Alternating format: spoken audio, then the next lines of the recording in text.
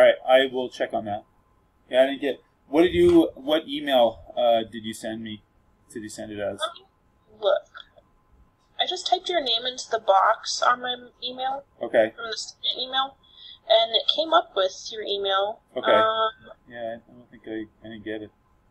Yeah, weird. sgarber@newscourses.com. No, that's not my email. No. Oh, okay. Yeah, no. It's Stephen.garber@frontrange.edu. Okay. Yeah. That's probably why. Yep. I guess another S. Garber got it.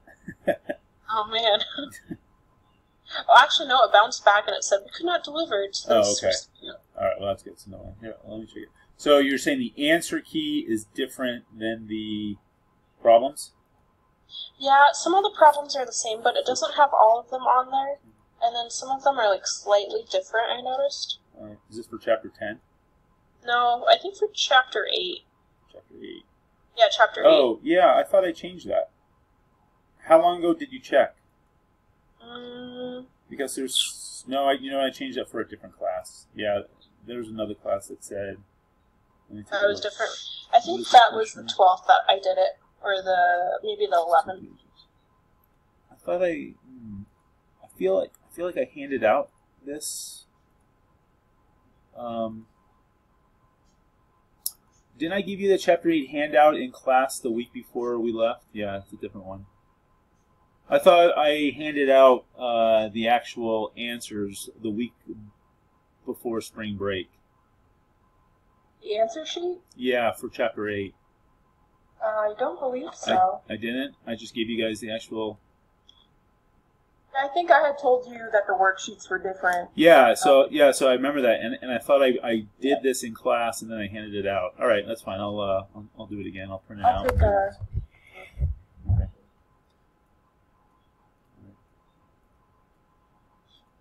All right, I'll fix that.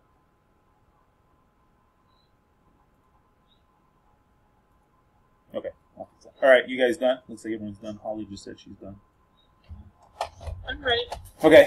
All right. So the barium carbonate, when it breaks apart, will be barium 2 plus CO3 2 minus, and HNO3 is H plus NO3 minus. So the barium is going to pair up with the nitrate. Give me barium nitrate. And is this aqueous or is this solid?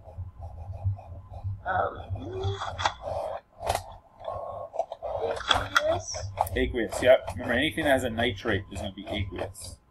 But yeah, if you look on that chart, the solubility chart.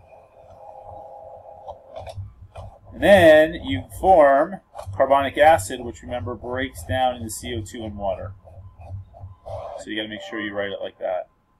So the complete ionic is barium. Oh, there should be a 2 right there. You should have 2 plus for barium. Your nitrate is a minus, plus CO2 and water. So your final net ionic equation is H plus. You'll have to have a 2 there. 2O3. Yep, Holly aqueous. Yep, I just saw that. Gives you CO2 plus H2O. All right, so I did that because I want to do an acid-base double replacement, and also to remind you what we talked about anytime you form carbonic acid. So if on the exam I give you one of these, you'll remember to write it like this, okay? Hint, hint, wink, wink. Since you guys showed up, I figure you guys should get a lot of extra stuff. I know there's like what's it called? The ones that aren't participating. The spectator ions? The spectators, right. I'm drawing a blank. How you figure that out? Okay, yeah. So you see I have a barium and a 2 plus on this side of the equation. You also got a barium 2 plus on that side of the equation. So since I have the same exact ions on each side, then those are spectators. If you notice, on the CO3 2 minus, I don't have a CO3 and a 2 minus on this side of the equation. So that's not a spectator. Okay. Yeah, and then the nitrate, same thing. It starts as NO3 and it ends as NO3. Yep. So Holly said, well, we then need to balance the... You know, if you want to, really on the exam, I'm just going to ask you to actually balance the net ionic equation. But if you want to, if it helps you, so you would put a 2 here, and I think that's it. In order to balance it, all you have to have is a 2 in front of there. So in that case, you'd put 2's here, and you put a 2 here. So yeah, I mean, if you want to, I don't remember if the homework has you do this or something like that. But as far as I'm concerned, you'll have to. All I want you to do is to balance the final equation. All right. Okay, good. All right, let's do one more. Looks like you guys pretty much got it, but let's do another one. Let's see, how about chromium?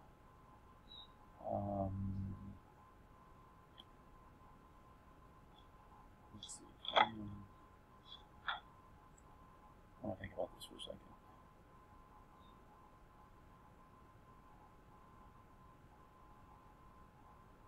That last one was combustion reaction? No, the last one, so a combustion is a redox reaction. This is not a redox, it's a double replacement. So specifically, it was a neutralization, an acid-base neutralization reaction.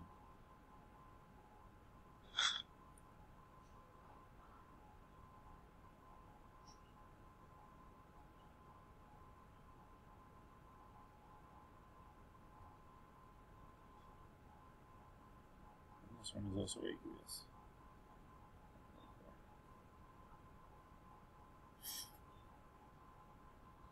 All right, do that one.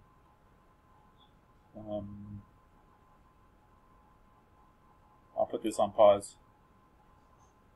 And when you're ready, just let me know. All right, chromium sulfate and then sodium carbonate. I have my solubility chart here just to see what's going to happen. So I know the chromium is going to go with the carbonate. So I know, so carbonates, down here, if you look down here, carbonates are all insoluble unless it's lithium, sodium, potassium, ammonium, which the product won't be. So the chromium carbonate is going to be the solid because I know that the sodium is with the sulfate, all sodiums are soluble. All right, so now I got to figure out what these charges are. So remember, if I have a transition metal, the best thing to do is to do the reverse crisscross. So that would give me, let me get my pad here. That'll give me a chromium with a 3+ and a sulfate with a 1-. However, what charge does our sulfate always have? 3. It has to have a 2. Has to have Sorry. 2. Yep. So that means I got to multiply this by 2 as well. So in reality, this is a chromium 6. So I did this on purpose just to remind you guys about those charges. And then the sodium and the carbonate. Sodium is a 1A, which has a +1. Carbonate is a 2-. Okay, so the chromium is going to pair up with the carbonate, and that's a 1:3 ratio. So I'm going to need 3 carbonates for every chromium in that case. And then my sodium sulfate is Na2SO4, and that's going to be aqueous. This is going to be a solid. I'll put S up here. So chromium, carbonate. Is everyone okay with the charges? Everyone understand where all these, where the formulas are coming from? I think the hardest part for people is remembering how to do the formulas. Again, that's why I stress so much about how writing formulas and naming is so important because it's with us pretty much every chapter.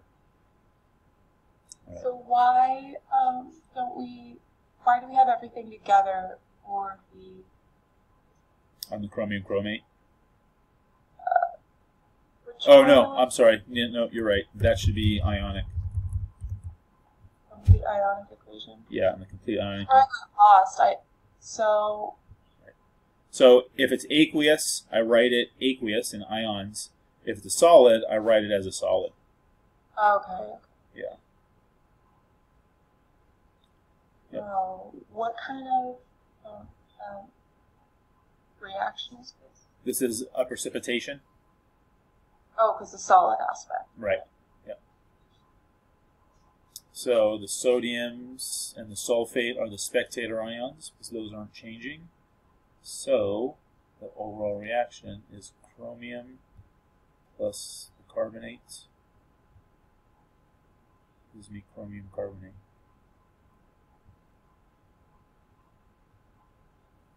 And then if you want to balance this, you would have a 3 right there.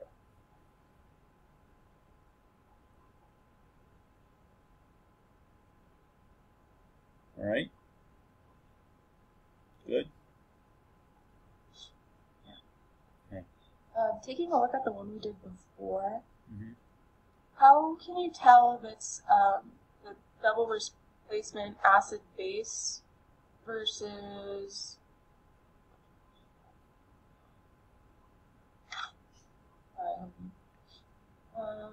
combustion reaction?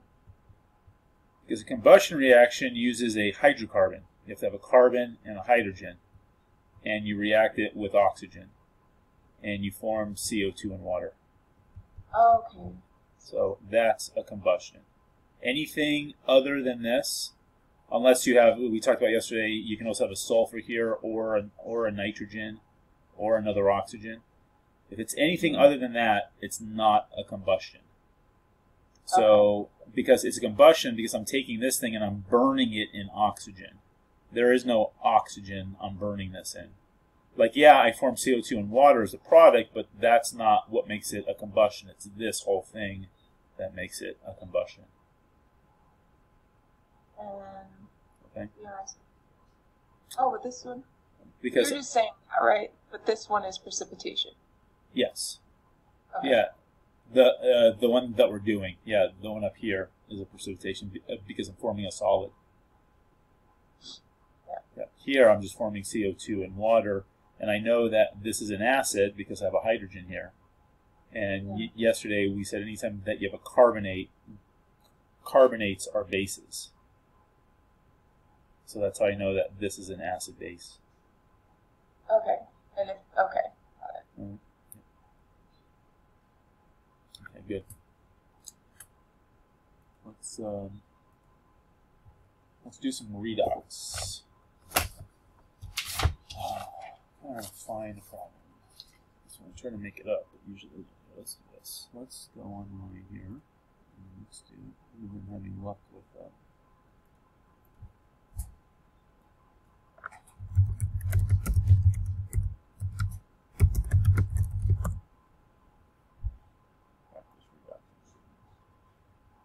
Oh, there we go. There's one right there. Let's see that one. So, dichromium iron.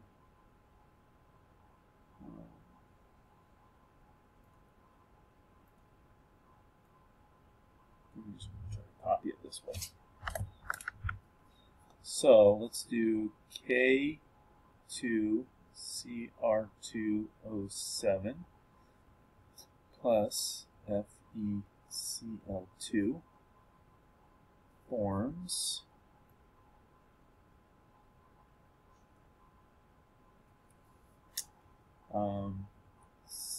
CrCl3 plus, let's do this real quick.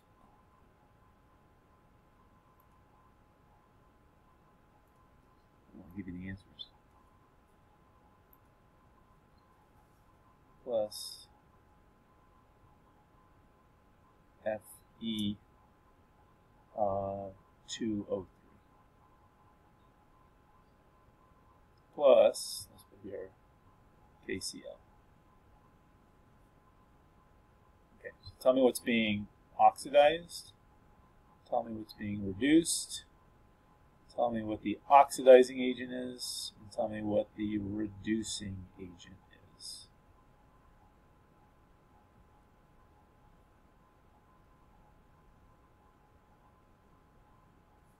That oxygen has 7. Yeah, that one has 7. Holly, not necessarily. But will redox reactions be all complete like the one like that on the test? No, I might have charges. I'm just trying to make it all complete so it looks like a real reaction, but no, not necessarily. It might just have charges on there. Does that answer that question? I think I understand what the question was.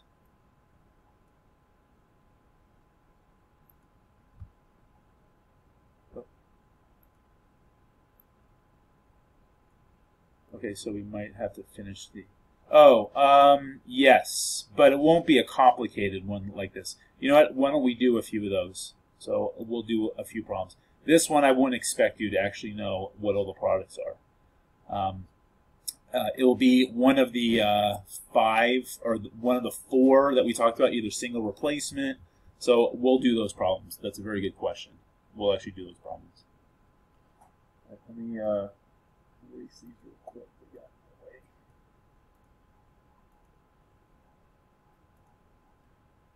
the way. Okay, so K2CR207.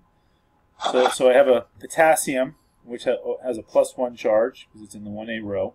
And then the CR207 is the dichromate ion. CR207 with a 2- charge. That's why I have a 2 here, because the dichromate has a 2- charge. So if you look on the polyatomic chart sheet, you'll see that ion. So 2 chromiums plus whatever the oxygen is, which is always -2. So 7 of them minus 14 equals -2.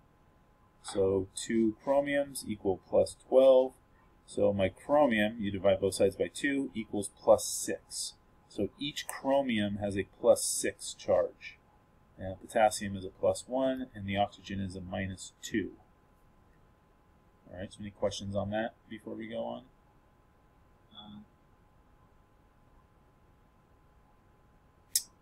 Was that an or a no? Sorry.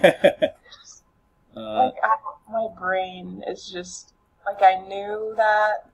I did all the lecture notes, but I just completely forgot about that stuff, so I've gotten lost. Okay. Yeah, so Holly, so what's Holly's asking is, can you just take this whole entire thing, K2CR207, this whole thing has an overall charge of 0. So rather than splitting up like how I did, can you just do this equation, which is 2 potassiums plus 2 chromiums plus 7 oxygens equals 0? And the answer is yes, you can do that. So since we know potassium is a +1, this is a +2 plus 2 chromiums minus 14 equals 0. So if I bring the +2 in that is -12, bring it to the other side, you still get 2 chromiums equal a +12. And you still get chromium equals +6. So yeah, so Holly says that she just finds it easier in doing that way, which is totally fine. Yep. Okay, and then the iron chloride.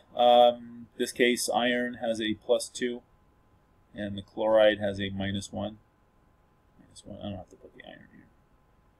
This is just a regular monatomic ions. There's no, again, that just goes back to the reverse crisscrossing. Same thing here, the reverse crisscrossing. So chromium has a +3, chloride has a -1. Same thing here, reverse crisscross. This is a +3, this is a -2. Same thing here, potassium's a +1, chloride's a -1. All right. So the potassium is starting as a +1 and it's ending as a +1, so that's not doing anything. The chromium is starting as a +6 and it's going to a +3. So chromium is a 6+ and is going to a 3+. So since it's getting less positive, that means it's getting more negative. Right? It's the opposite. So less positive implies more negative. So if it's getting more negative, that means I'm adding electrons to it. And anything that is gaining electrons means it is being reduced.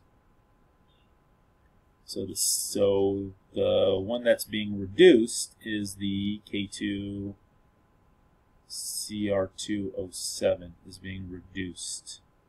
Or if you want to say the CR6+ is your answer. So that means the iron must be oxidized. But let's just double check it.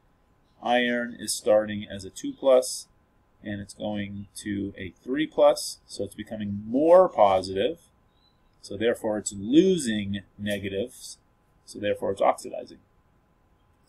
So either FeCl2 if you want to put that as your answer, or you can write it as Fe2+. It's being oxidized. All right. So the K2CO207, is that my reducing agent or oxidizing agent? Oxidizing agent. Yep, good. And therefore the iron is the reducing agent. All right. I'll definitely do another one. And then I'll go back to your question, Holly, about how to write the products. But these, I don't expect you to be able to write the products. All right, let's see if I can find another one here. Oh, I deleted that.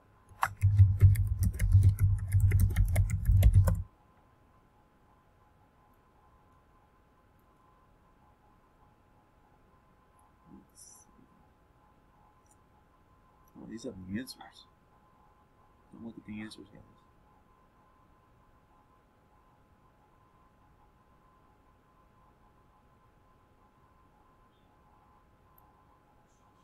Let's do that one.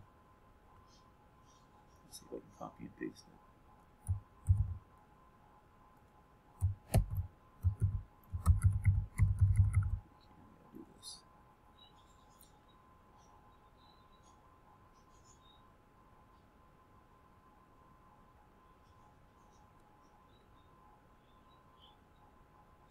Slow.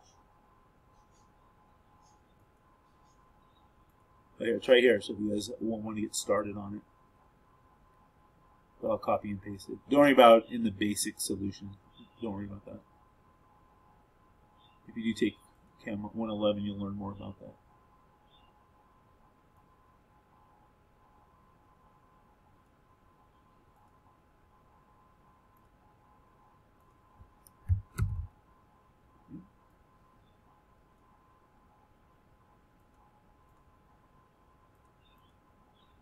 Alright, so again, tell me what's being oxidized, what's reduced, oxidizing agent, and reducing agent. Okay, so NiO2, so nickel oxide. Alright, so if you want to do the trick, you can do nickel plus 2 oxygens equal 0. So oxygen is always a -2, so nickel minus 4 equals 0. So your nickel is going to equal +4. So nickel has a +4. Oxygen is always a -2. Hydrogen, we said, is always a +1. Oxygen is a -2. But again, if you want to put it in this formula, it always works. 2 hydrogens plus oxygen equal +1. I'm sorry, equals 0. So oxygen is a -2. So 2 hydrogens equals 0, so therefore your hydrogen has to be a +1. And then this iron, what's the charge on the iron? 0. 0. Yep, good. Because it's a elemental state. All right, and then the NiOH2. Again, you can split it up or do exactly the same thing over and over again. So 1 nickel plus 2 oxygens plus 2 hydrogens equals 0. So again, we know oxygen is a -2, so that's a -4. We know hydrogen is always a +1. So this will be a -2 equals 0. So that's nickel minus 6 equals 0. So your nickel, in this case, is a +6. So you get a +6. Oxygen is -2. Hydrogen is +1. Or if you want to do the crisscross, that would work too, like how we learned. So there are 2 ways of doing this now. You do the reverse crisscross, and your nickel has a 2+, your hydroxide. Oh, how do you get 6? That shouldn't be right. Oh, because these are plus. That was a mistake. No, this should be minus. Sorry. This should be a minus. Yes. That should be minus, and that should be a plus. So that would give me -2, so this would be a +2. This would be a +2. Sorry, hold on. I just need to look back for a second. Okay.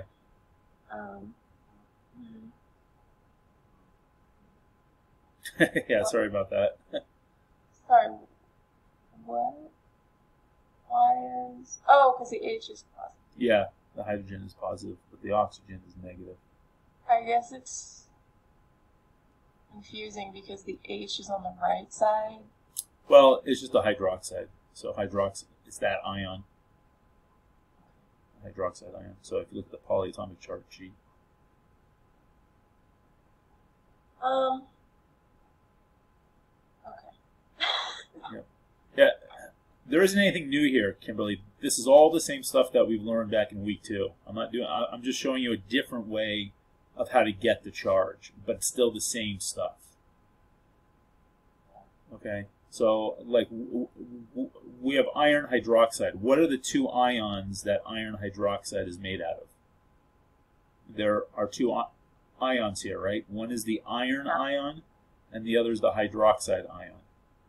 Yeah. Right? And if we do a reverse crisscross, that says that this iron has a 2+, and the hydroxide has a 1-. Well, since this is a transition metal, I don't know if it's a 2+, so I have to go check and make sure that this is a 1-.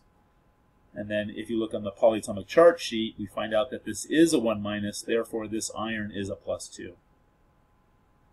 Okay, so that was the old way. However, what you could also do now is this new way. Say iron plus 2 oxygens plus 2 hydrogens equals 0. Right? Because I don't have a charge over here. It's an overall charge of 0. Oxygen, we said, is always a -2. And hydrogen, in most cases, is a +1. So that would be a +2. So if we do this math, we find out that iron is a +2. So if you notice, I get the same answer. It doesn't matter how I do it. It's just now it's 2 ways of doing it.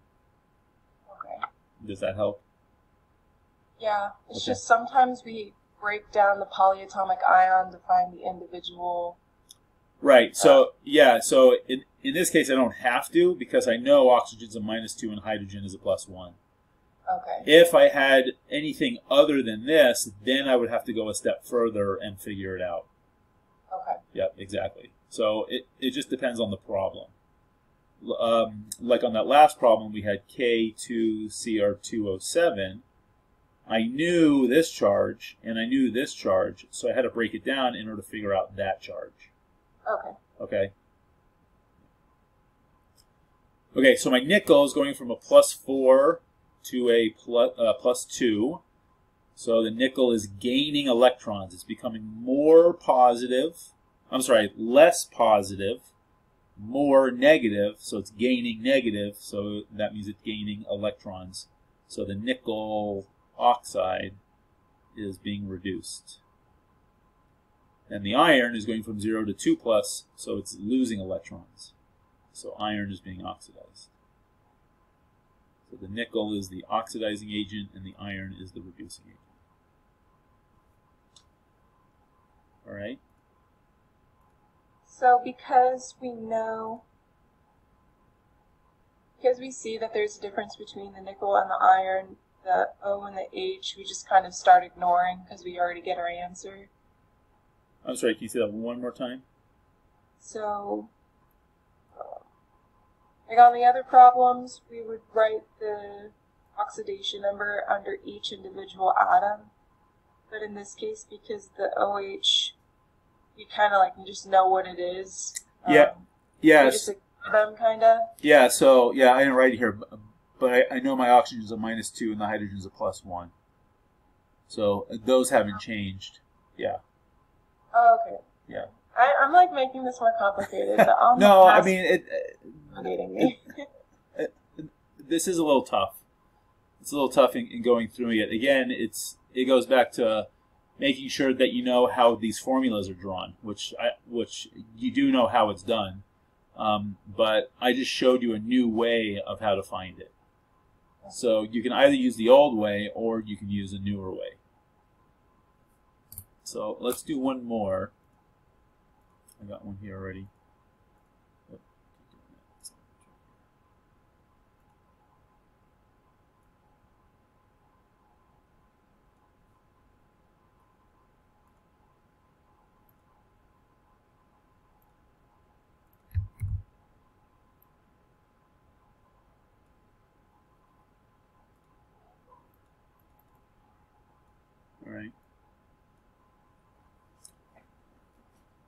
go ahead and do that one.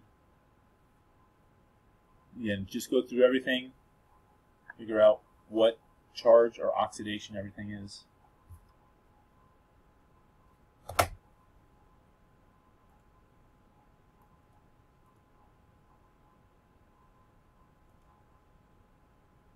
Don't mind me, I'm just trying to finish up these.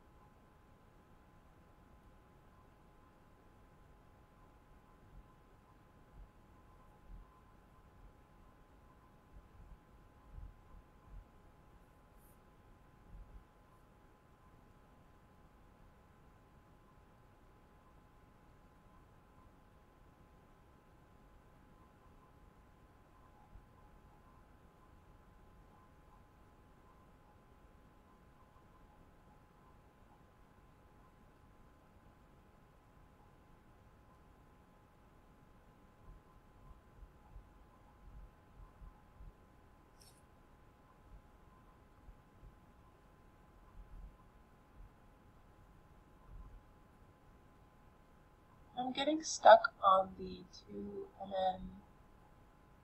2Mn04 polyatomic ion. Okay. So try to do that like equation thing to find it out. Right. If there's like an odd number, and then that's okay. It doesn't have to be even or anything. So so your equation is manganese.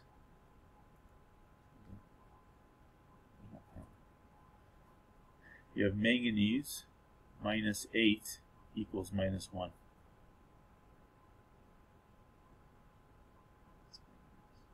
Right? So your manganese equals plus 7. Oh, I guess the 2 in front of it was... Oh, well, the 2 doesn't have any bearing. That 2 is it's balancing the equation. So those numbers are just balancing. That has nothing to do with the actual oxidation state of the manganese. Right? Okay. So if I have an MnO4 minus, it doesn't matter how many of them I have, this manganese still has a plus 7 oxidation. Right? Yeah. Okay. Again, like right when you say it, I get it. I just I feel so dumb. Okay. Thank you. Yep, you're welcome.